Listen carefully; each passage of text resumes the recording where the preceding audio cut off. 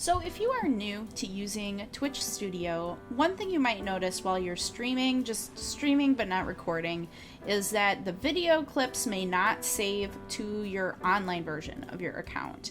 If you just record, it will always save to your local computer and it may not post to Twitch, but if you stream and then have a setting turned on your account, it will save your videos up to 7 to 14 days if you're not an affiliate. So to turn on that setting, we actually want to go to the browser version of Twitch. And I have my creator dashboard up here, but we're actually going to go back. So here's the home page of Twitch.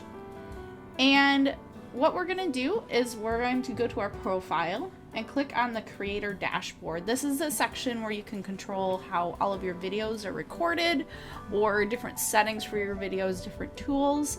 You can click on settings and then stream.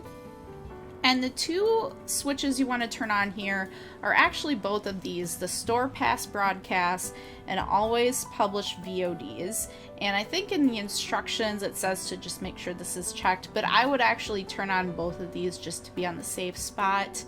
So, and also just to note, it says 14 days here, but I think it's actually 7 days if you are not a Twitch affiliate that it will store your videos.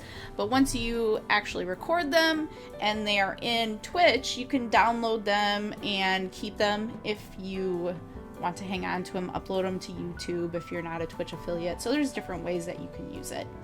But that is, in general, just how to turn on the settings to make sure that you can save your video clips that you record with Twitch.